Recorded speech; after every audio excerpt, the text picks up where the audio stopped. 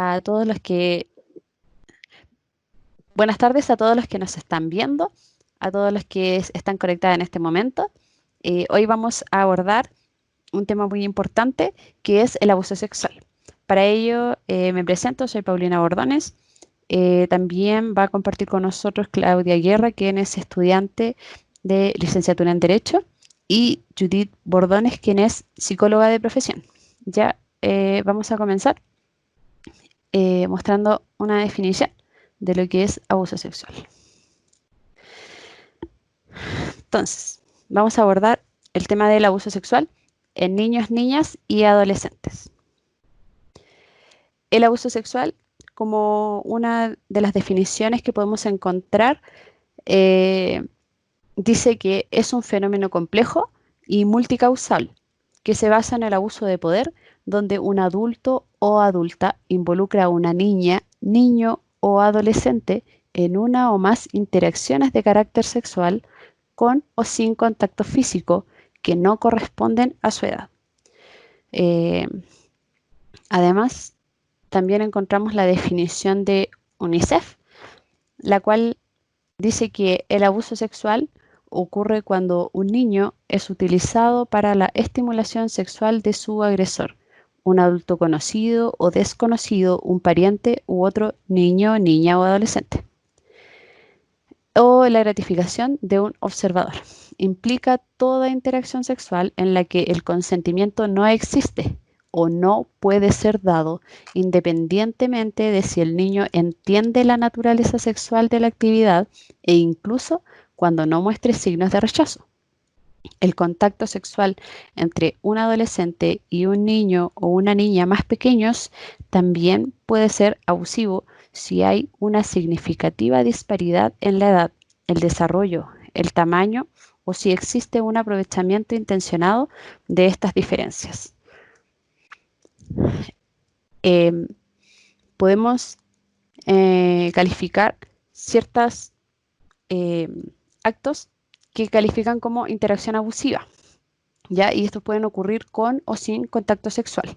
Estos son los manoseos, frotamientos, contactos y besos de carácter sexual, el coito interfemoral, la penetración sexual o su intento por vía vaginal, anal, bucal y aun cuando puedan introducirse también objetos, el exhibicionismo y el voyerismo. También actitudes intrusivas sexualizadas como comentarios del tipo lascivos o indagaciones inapropiadas acerca de la intimidad sexual de los niños, niñas y adolescentes. También la exhibición de pornografía. Otro punto es instar a los niños y niñas y adolescentes a que tengan sexo entre sí o fotografiarlos en poses sexuales. También el hecho de contactar a un niño, niña y adolescente vía internet con propósitos sexuales. Es lo que conocemos como grooming. Podemos encontrar algunas cifras de la OMS, quien en el año 2002 estimó que unos 150 millones de niñas y 73 millones de niños menores de 18 años experimentaron relaciones sexuales forzadas o otras formas de violencia sexual que involucraron contacto físico. Además, una encuesta realizada por la Fundación para la Confianza en la región metropolitana también indica que al menos un 20% de los hombres y un 39% de las mujeres que fueron encuestadas dicen haber sufrido abuso sexual infantil. Todos los estudios indican que la violencia sexual puede tener consecuencias físicas, psicológicas y sociales graves, ya sea a corto o largo plazo, y no solo para las niñas o niños, sino también para sus familias y sus comunidades. Esto incluye riesgo de padecer enfermedades, embarazos no deseados, trastornos psicológicos, estigma, discriminación y también dificultades en la escuela. Cualquier niño, niña y adolescente puede ser víctima de abuso sexual. Esto es independiente de su edad, género, etnia y nivel sociocultural. A diferencia del maltrato físico y negligencia, en los que el agresor es típicamente una figura parental, el agresor de un abuso sexual puede ser cualquier persona. Es importante tener siempre presente que los niños, niñas y adolescentes siempre van a ser las víctimas frente al agresor. Ahora, es importante también entender por qué algunos niños, niñas y adolescentes abusados callan lo que les sucedió. Uno de los puntos que se pueden tener en consideración es que el niño y su familia hayan recibido amenazas de daño físico o amenazas de muerte. También pueden tener miedo de las consecuencias que sus dichos puedan ocasionar tanto en el agresor como en su propia familia. A veces también callan por temor a ser acusados de complicidad y complacencia con el abuso sexual que padecieron. También pueden querer evitar ser estigmatizados y rechazados por lo que les sucedió. A veces sienten culpa, vergüenza y desvalimiento. Muchas veces al padecimiento sufrido se suma otro más, que es que carecen de interlocutores válidos, dispuestos a creer en sus palabras. Ahora voy a dejar con ustedes a Claudia, quien nos va a seguir orientando sobre este asunto. Desde el punto de vista jurídico, acoso y abuso sexual tienen dos diferencias muy importantes. Para ir viendo cuáles son estas, les invito a buscar la definición de acoso sexual, la cual dice que es la intimidación o acoso de naturaleza sexual o violación, promesas no deseadas o inapropiadas a cambio de favores sexuales. El acoso en nuestra legislación está dividido en acoso laboral y callejero. Clasificación. Cuando hablamos del acoso laboral, este está regulado en la ley 20.505 y se tiene que distinguir entre si es un acoso vertical, es decir, desde un jefe a un empleado, o un acoso horizontal entre empleados o pares. ¿Dónde puedo denunciar esta acoso? En recursos humanos de la empresa, en inspección de trabajo o en tribunales de trabajo. Esto no necesita ir a carabineros o una denuncia. Se puede hacer en estos lugares donde se van a tomar las medidas adecuadas. Cuando el acoso es callejero, la ley señala, por definición, que el acoso sexual es el que realiza un acto de significación sexual capaz de provocar una situación objetiva intimidadora, hostil o humillante a la víctima en lugares públicos o de libre acceso y sin meditar el consentimiento de la persona afectada. ¿Esto qué quiere decir? Que una persona va a sentirse que es víctima de un acoso sexual callejero cuando, sin su consentimiento, sea humillada, sea perseguida, hostigada por otra. ¿Qué considera dentro de esta definición la ley? 1. Actos de carácter verbal ejecutado por medio de gestos. Puede ser un grito, puede ser un gesto obsceno o con un baile, un movimiento de carácter sexual. 2. Y conductas consistentes en acercamientos o persecuciones o actos de exhibicionismos obscenos o de contenido sexual explícito. También se sanciona a aquel que fotografíe, grabe y difunda estas imágenes que han sido tomadas o videos en espacios públicos. Estas sanciones varían según la edad de la víctima. Si una víctima es menor de 14 años, estos actos tendrán una sanción o pena mucho más alta si es que esta víctima superare los 14 años. Para efectos legales, el abuso sexual puede entenderse a cualquier acción que presione o obliga a alguien a hacer algo sexualmente que no quiere hacer. También puede referirse al comportamiento que afecta la habilidad de la persona de controlar su actividad sexual o las circunstancias bajo las cuales ocurre la actividad sexual. Es decir, el abuso sexual es un delito que atenta a la libertad sexual de la persona de decidir con qué o con qué cosa no está de acuerdo. Para esto, les invito a ver para los niños, niñas y adolescentes una infografía, la cual es realizada por el Ministerio de Justicia del Gobierno de Chile, en el cual nos dice primero qué es el abuso sexual, y ya ha sido dicho anteriormente al abrir esta presentación por Paulina, pero lo vamos a repetir.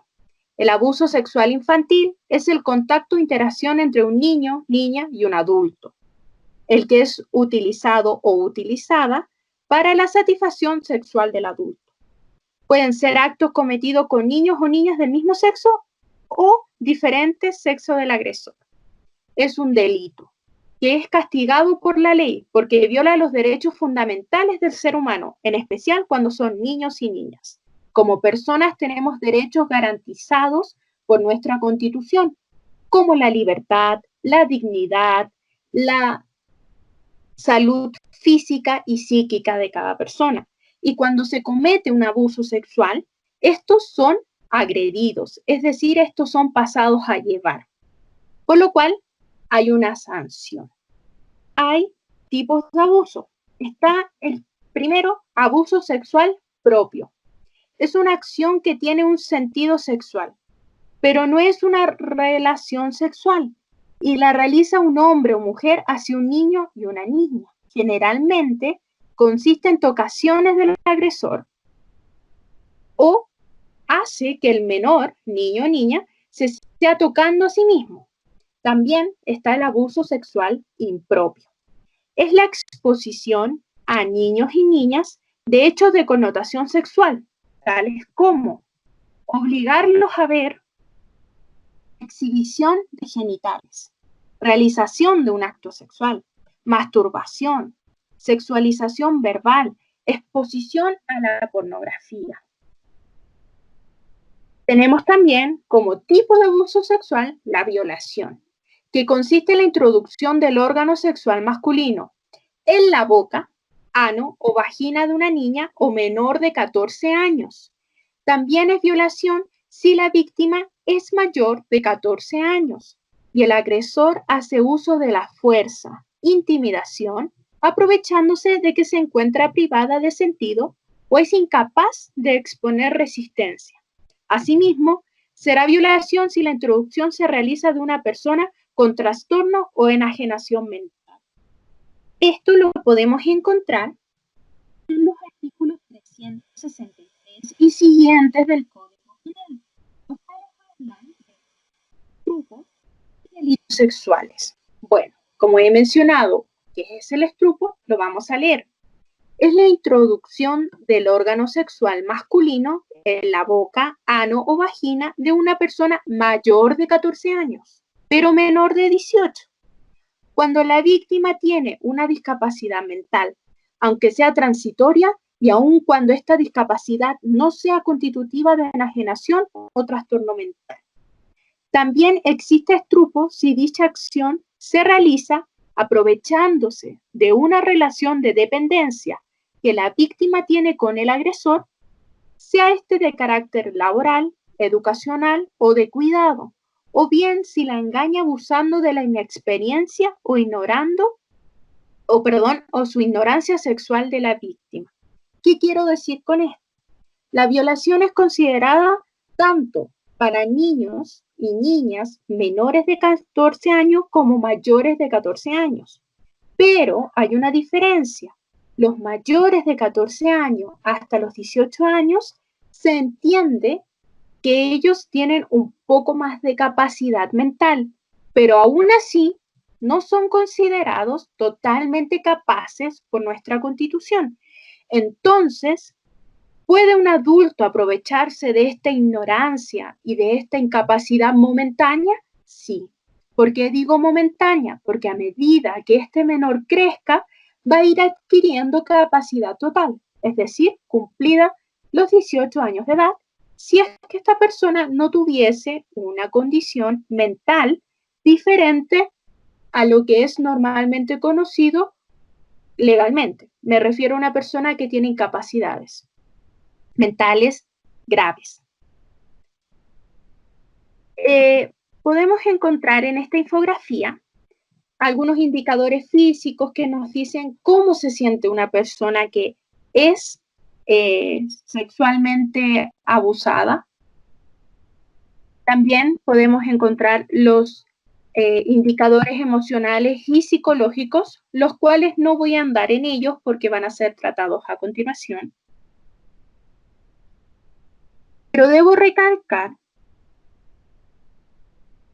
que cuando alguien le comente haber sido víctima de abuso sexual, créele. Si es un niño o niña, un adolescente, comenta esto, es de gran importancia.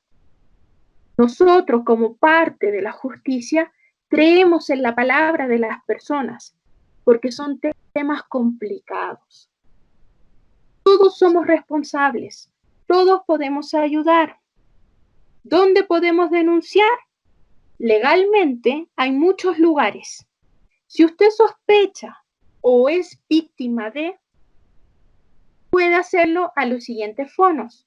En el 149, que es el Fono de Familia de Carabineros de Chile, el 147, que es el Fono Carabineros de Chile, Fono de Niños de Carabineros de Chile, el 800-730-800, que es el Servicio Nacional de Menores, el 800-222-040, que es el Programa de Violencia Intrafamiliar y de Maltrato de la Corporación de Asistencia Judicial, y el Fono 632-5747, que es el Centro de Víctimas de la Corporación de Asistencia Judicial. Todos estos lugares estarán abiertos y disponibles siempre, siempre para hablar, siempre para denunciar y siempre para estar dispuestos a dar una respuesta. Ahora, si usted es una víctima de este delito y no es que sospeche de otra persona, sino que es propio, puede contarle a sus padres o al adulto que es responsable, que cuida de usted, o algún adulto en el que pueda confiar. Si no puede contarle a estos adultos, puede hacer la denuncia directamente en Carabineros, Policía de Investigaciones o la Fiscalía. Contar en la Fiscalía lo que ha vivido y qué afectó sus derechos. Esto será un lugar preparado para que pueda hablar con privacidad, tranquilo y no se sienta incómodo. Puede pedir medidas de protección para estar más seguro. Si te da pena, rabia o cualquier otro sentimiento que no te guste, dilo a la fiscalía y podrás hablar con los psicólogos o trabajadores sociales que allí se encuentran para que te ayuden a estar mejor. Ir con un adulto a las citaciones que se realicen desde la fiscalía. Pedir información de la investigación yendo a la fiscalía por teléfono o por internet. Lamentablemente, si es que un abuso sexual fue cometido en una persona menor de 18 años y no tuvo, no quien la acompañara, no pudo hablar, se sintió desprotegido, sintió alguna de las vulneraciones que le impedían buscar ayuda, a partir de los 18 años tiene 10 años para poder hablar de lo que él siente y la justicia buscar una respuesta a la quebrantación de derechos que esta persona sufrió. Recomendaciones que siempre vamos a decir desde el lado jurídico. No guarde silencio ante estas situaciones. Si es que usted sospecha, si es que lo ha visto o si es que es en sí mismo, denuncie. Siempre lo podrá decir. Busque ayuda. Busque ayuda en los fonos, en internet. Busque ayuda jurídica o psicológica en algún adulto responsable. Y usted podrá buscar legalmente encontrar una respuesta a aquella vulneración. Jurídicamente, esto es lo que podemos hablar del abuso, decir que es algo muy importante desde el punto de vista jurídico, no solo defendido nacionalmente, sino que por medio de los tratados internacionales es también regularizado por diferentes mecanismos como la UNICEF, los cuales siempre van a buscar la educación respecto a estos temas. Y desde el punto de vista psicológico, en este momento, yo dejo a Judith, la cual nos va a ayudar a entender más de este tema.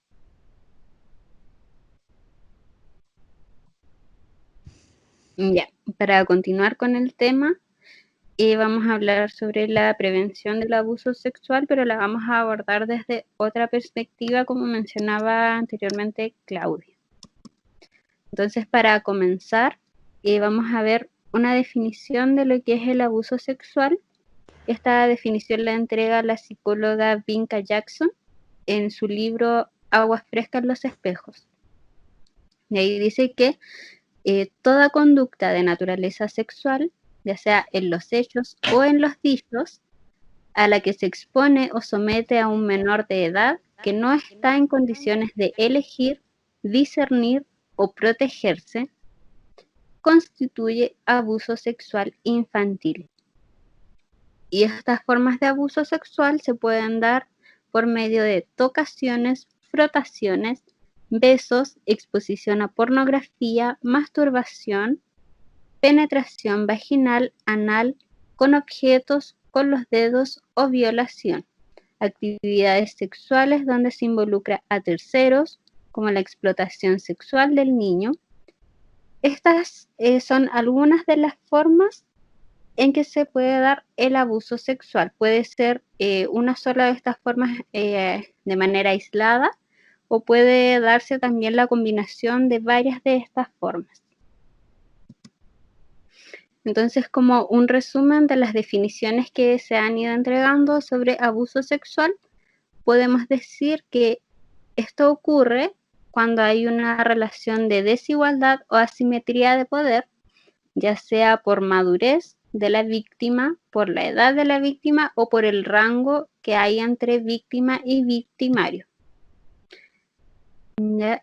Otro punto es la utilización del menor como objeto sexual, involucrándolo en actividades sexuales de cualquier tipo, como las que mencionábamos anteriormente.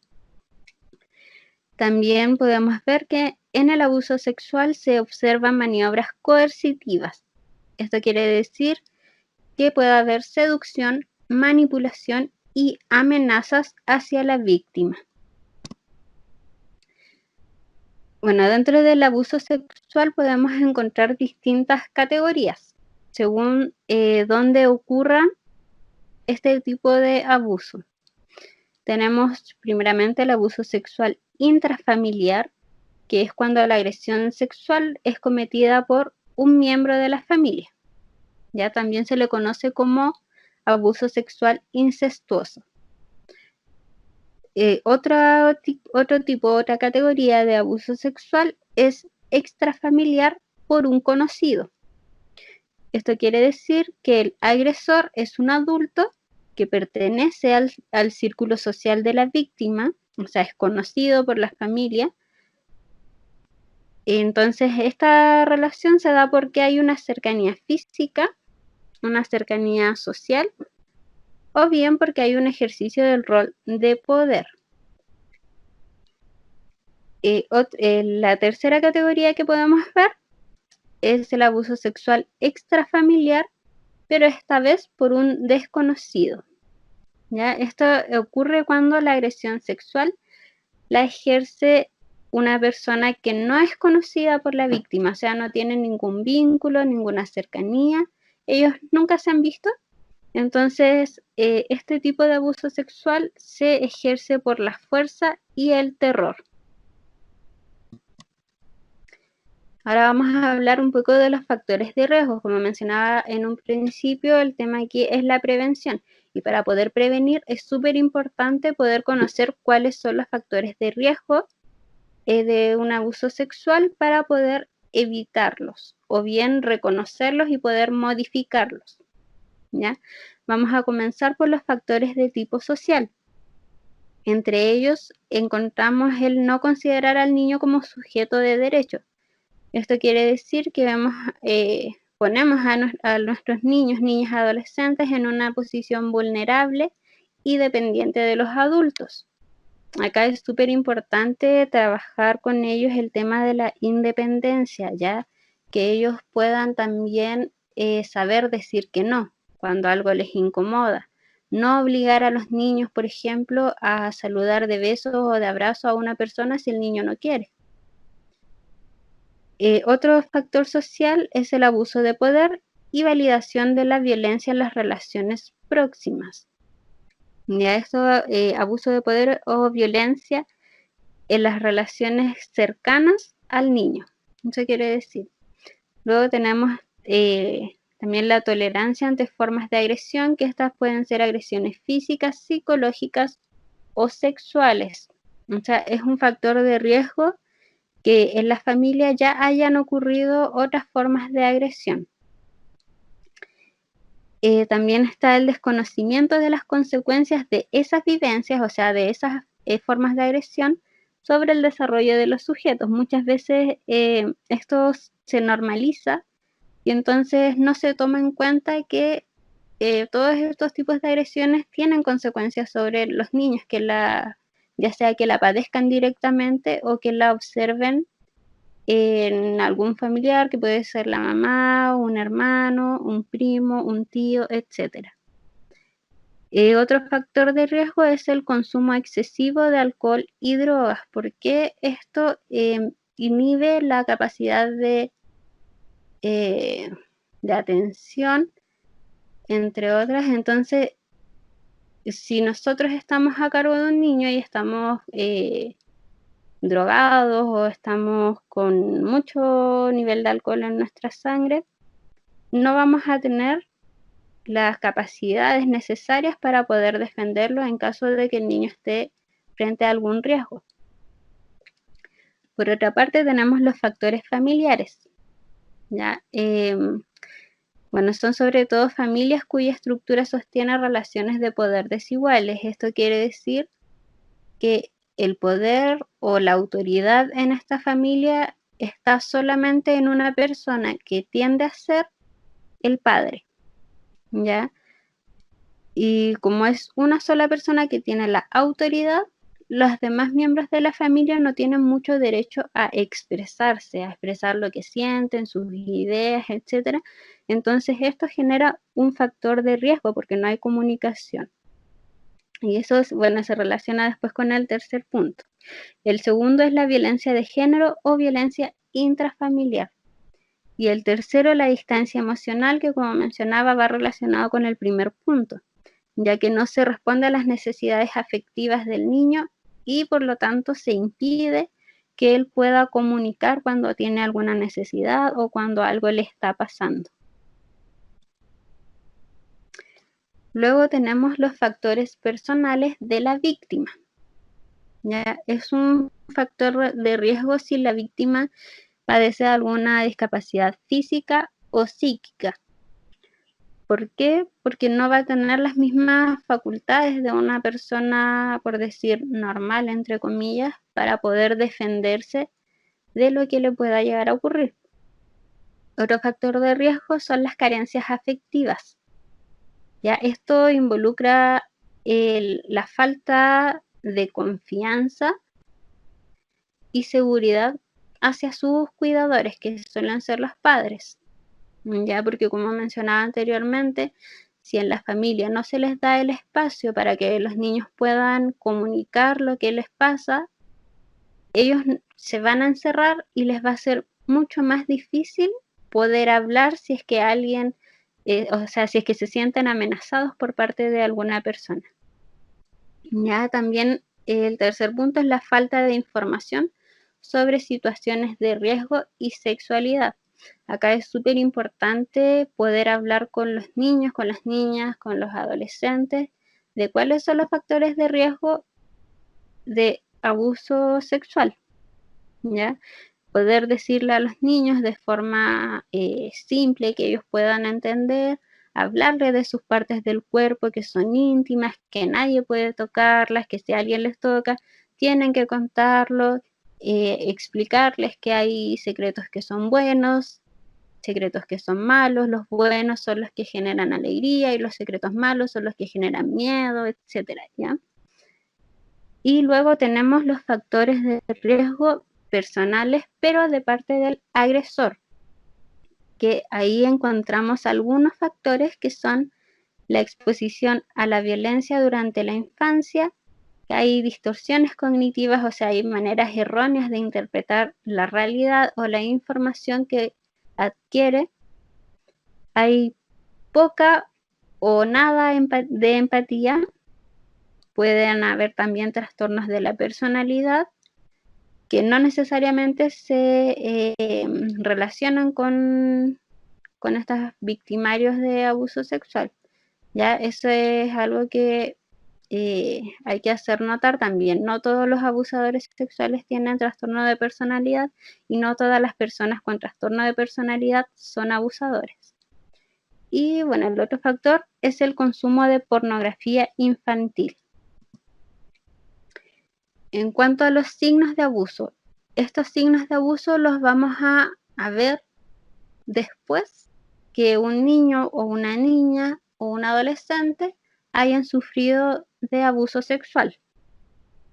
Primero tenemos lo que son las manifestaciones físicas, que pueden ser aparición de enfermedades de transmisión sexual, hematomas, desgarramientos y hemorragias vaginales o anales, embarazo precoz, trastornos de eliminación de las heces y orina, que puede ser enuresis y encopresis, que es la falta de control de esfínter, y dificultad para caminar o sentarse. Esas son algunas manifestaciones físicas que, bueno, por lo general estas manifestaciones se observan dentro de las primeras 72 horas después que ocurre el abuso sexual. Luego tenemos las manifestaciones psicológicas, que es cuando empiezan a aparecer miedos y fobias de repente, cosas que antes no temían, ahora empiezan a temer. Aparecen también síntomas de depresión, de ansiedad, sentimiento de culpa, baja autoestima, en algunos casos trastorno de estrés postraumático, conducta suicida y tendencias a la autolesión. Dentro de lo que son las manifestaciones relacionales, o sea, sociales, está el aislamiento social. Ya cambia su forma de relacionarse con sus amigos, que son como los más cercanos quizás. Hay una reducción del tiempo de juego con otros niños en el caso de los más pequeños. Y hay problemas de relación social. O sea, en el primer punto veíamos que se empezaba a alejar de algunos amigos quizás, o que ya no tiene ganas de ir a la escuela, ya no quiere, no sé, chatear con otros niños. Y los problemas de relación social refieren a problemas en general, ya no tiene las mismas habilidades para relacionarse con personas desconocidas. También tenemos manifestaciones en el ámbito cognitivo, que puede aparecer un déficit de atención y concentración. Influye también en el rendimiento académico, este disminuye considerablemente y de manera espontánea, algo que aparece de repente, y también pueden aparecer conductas hiperactivas. Luego tenemos manifestaciones funcionales, que pueden ser la aparición de insomnios, pesadillas, terrores nocturnos, trastornos de la conducta alimentaria, que puede ser anorexia, bulimia, falta de control de esfínter, y las manifestaciones conductuales, que tienen que ver con la aparición de conductas sexualizadas. Ya esto se ve harto en niños pequeños. La masturbación compulsiva, imitación de actos sexuales, no solamente con su cuerpo, también con juguetes o con dibujos. curiosidad sexual excesiva. Acá igual es importante porque los niños de repente cuando en la escuela les empiezan a enseñar las partes del cuerpo, quizás sientan algún tipo de curiosidad por el cuerpo de las niñas o de los niños, pero en este caso esa curiosidad es excesiva, ¿ya? Pueden aparecer también conductas de exhibicionismo y aumenta el uso del vocabulario con connotación sexual. También pueden aparecer las conductas disruptivas que tienen que ver con agresividad, ira, irritabilidad o toman una conducta desafiante ante los adultos. En cuanto al diagnóstico de los casos de abuso, es importante destacar que los adultos o los padres cuidadores deben atender a las alertas que presenta el niño, que son todas las manifestaciones que mencionábamos anteriormente, pero ellos deben realizar la denuncia, ya como mencionaba Claudia, y los encargados de diagnosticar el abuso son los especialistas. En el caso de las pruebas físicas lo ven los médicos. Como les mencionaba antes, idealmente deben realizarse dentro de las 72 horas posteriores a la agresión, ya que las manifestaciones físicas suelen ser temporales. Por otro lado, tenemos que la indagación de los hechos o frecuencia de los hechos las realiza un perito psicólogo. Esto es súper importante porque una cosa es que el niño nos cuente que ha sufrido de abuso y nosotros, bueno, por querer saber más, quizás vamos a tratar de hacerle más preguntas y cómo fue y dónde fue y qué te hizo. Eso debemos tratar de evitarlo, porque esas preguntas, uno, pueden alterar el relato del niño y dos, pueden generar una revictimización.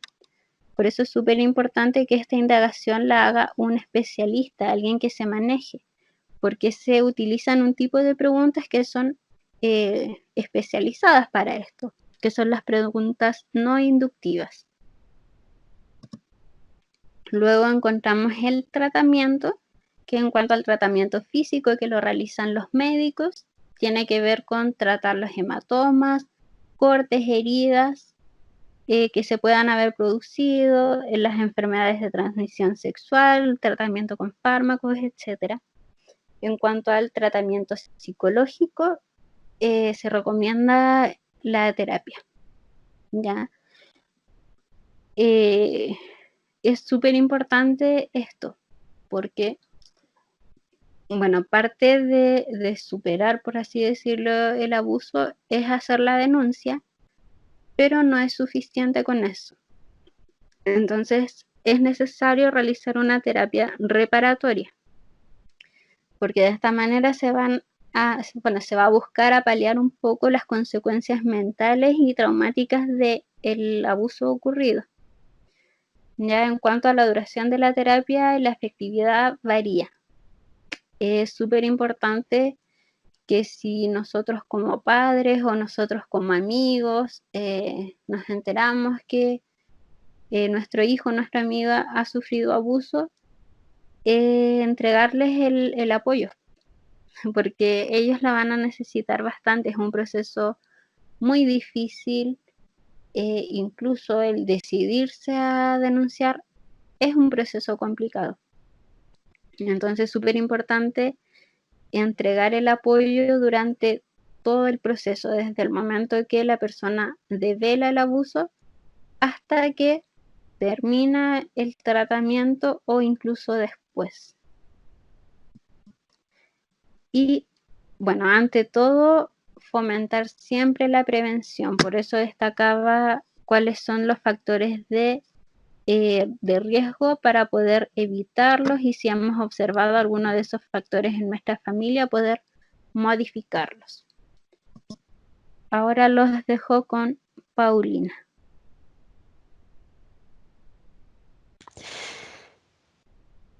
Muy bien, entonces ya para ir cerrando un poco el tema, Me gustaría abordar ciertas acciones de prevención, recomendaciones de prevención, pero enfocadas a los padres, a los cuidadores, a los encargados de los menores de edad. Primero es poder generar confianza con nuestros hijos, poder hacerles saber a ellos que cualquier cosa que les ocurra o cualquier cosa que les genere confusión, ellos pueden contarnos.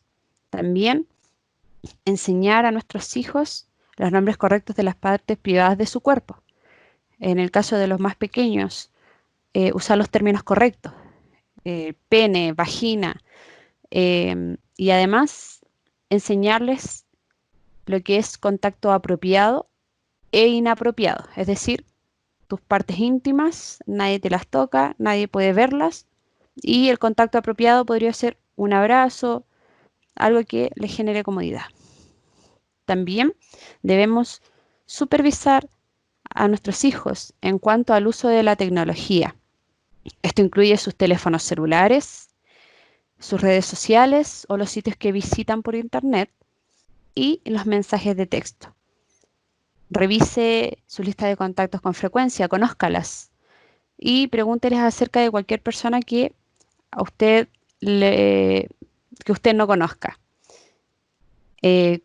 Conozca el entorno de sus hijos, conozca dónde ellos se mueven, con las personas con las que ellos tienen contacto a diario. También, si su hijo le dice que fue o está siendo abusado, manténgase en calma, escuche con cuidado y nunca culpe a su hijo o hija por lo que sucedió. Agradézcale por haberle contado y reporte el abuso lo antes posible. Nuestro rol como iglesia es que nosotros no podemos callar ninguna situación de esta índole.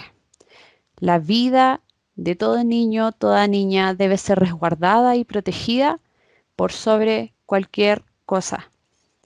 Es importante que nosotros podamos acoger, apoyar y contener a las víctimas de abuso sexual. También es importante que le ayudemos a entender que el único culpable y el único responsable de lo que sucedió es el abusador. Cualquier persona que tenga conocimiento de que pueda estar ocurriendo un hecho de esta naturaleza tiene la obligación de denunciar este hecho, ya sea a Carabineros, a Policía de Investigaciones, a Ministerio Público o a tribunales de garantía. Pues quien, teniendo el conocimiento, no haga la denuncia correspondiente, puede ser considerado como cómplice y encubridor. En resumen, los fonos para denunciar encontramos aquí Policía de Investigaciones, Fono 134, Fono Infancia de Carabineros, Fono 149, Fiscalía, Fono 600-333-0000 y Tribunales de Familia. O también aparece ahí el correo de Tribunales de Familia, que es familia.minjusticia.gov.cl.